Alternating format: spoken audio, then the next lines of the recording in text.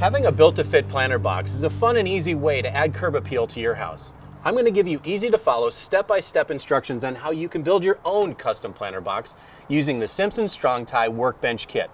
This is DIY done right. So to make this planter box, we're going to go ahead and use the Simpson Strong-Tie Workbench Kit. Now this has the same components that are used in a number of different projects. And let's go ahead and take a look at what's in the box. We've got some wood screws, some connector screws, an inspiration book that you can actually check out more projects on DIYdoneright.com, the instructions for many, many projects that you can build with this, and the amazing RTC2Z rigid connector. Now this is going to be the main component that we're going to use in this planter box. So we're going to use 4 of these, even though the package comes with 8. So we're going to take these out and move the other 4 to the side. So let's talk about the tools that you're going to need for this project. There's not many, but we'll go through them.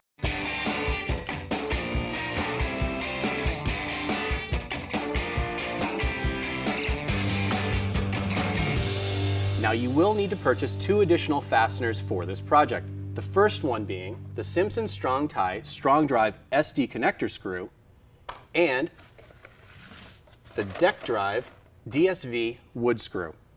The type of lumber we're going to use for this project is redwood. It's an exterior grade wood, it weathers really nicely, and it holds up over time.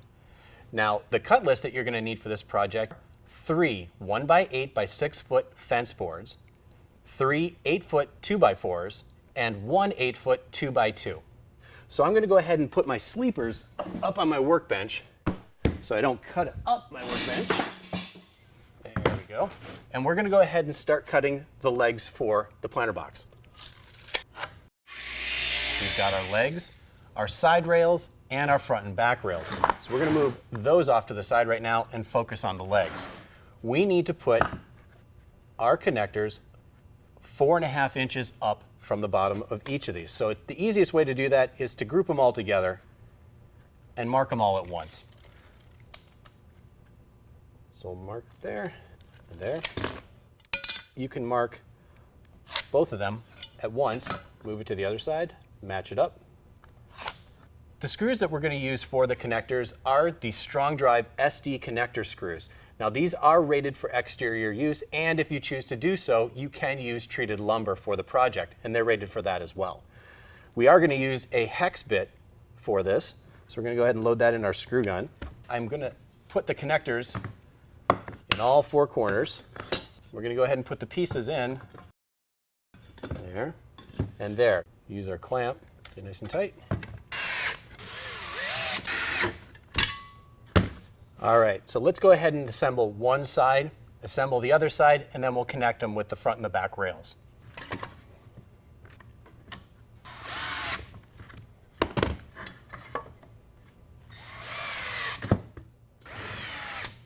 Now we have our 2 sides completed. So let's bring in our front rail and our back rail.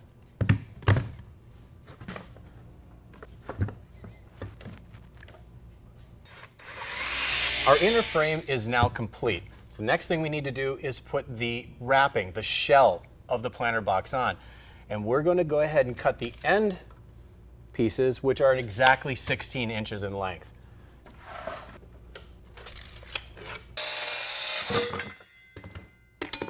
The next step is we're going to attach that to the sides of our planter. So make sure that's nice and even. And for this, we're going to be using the Deck Drive DSV wood screws. So I've cut the 2x2 for the top. So we're going to go ahead and put this in here. Nice fit.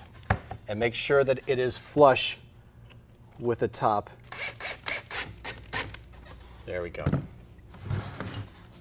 So that's done. Let's go ahead and cut the pieces for our sides. Measure twice, cut once.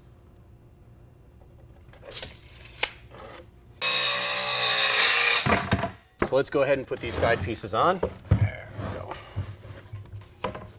we go.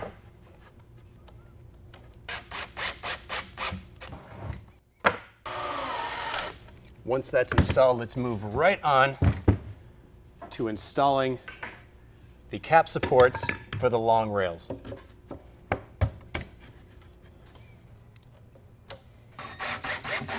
We need to install the floor of the planter box before we attach the last 2x2 top cap support. So we're going to go ahead and take this and put it off to the side for the moment. I'm actually going to use my planter box as a nice support to cut the 3 16-inch bottom slats, and there's one odd piece which I'll go through with you in just a second.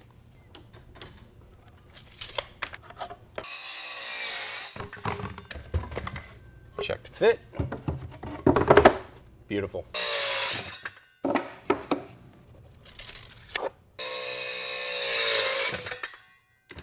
All right, I've cut the last bottom piece for the planter, and if you'll notice, the last piece only needs to be about half of the size of this board. So what I'm going to do is I'm going to rip this board down to the appropriate length.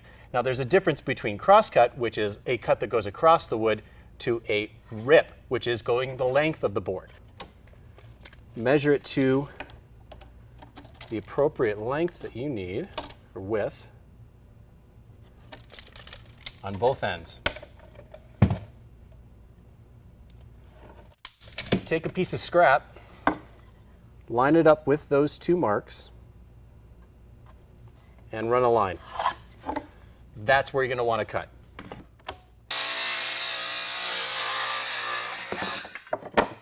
All right, we did it. It's a pretty good fit. So the bottom is almost done. We're going to go ahead and screw these down to the frame, and we're going to drill some drainage holes in here so the moisture has somewhere to go. And after that, we'll attach the 2x2 top cap support and then start working on the top cap.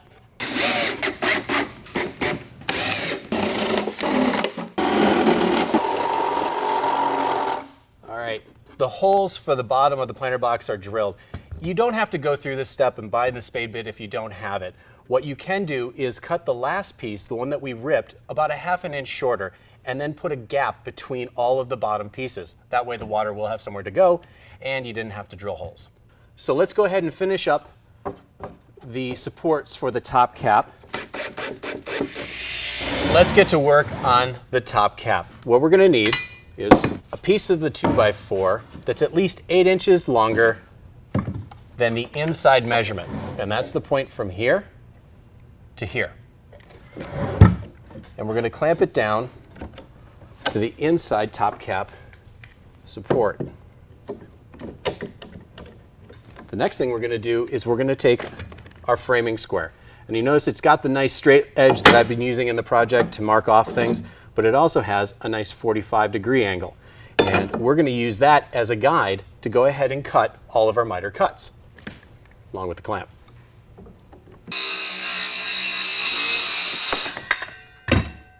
There you go. Looks pretty good. This part, let's dry fit it to the inside corner. Line it up nice and right. And then what I'm going to do is make a pencil mark right at the inside corner of the other side. I'm going to take my framing square and transfer this line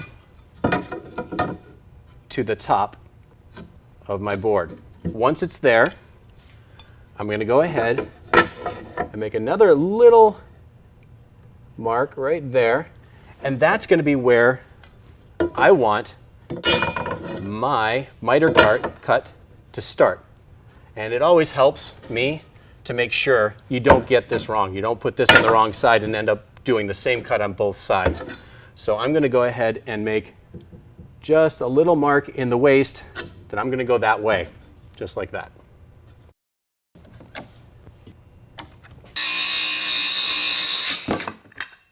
Let's check how we did.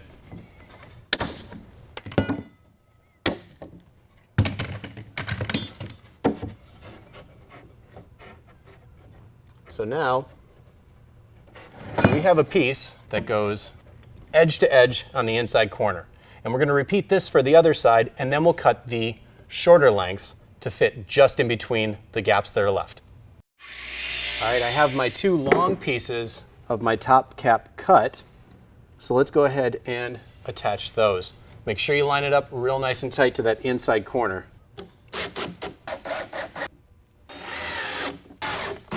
There. So all that's left to do is take the exact measurement from here to here and do the same process with cutting the side and top caps. So I've completed the end pieces of our top cap, and all I have to do is screw them down, and we've completed our project. Okay, and the last screw, and you are done. You've completed a very useful planter box that you'll be able to enjoy for some time to come. So for more projects like this, be sure to check out DIYdoneright.com. And for Simpson Strong-Tie, I'm Jamie Schmitt. Thanks for watching.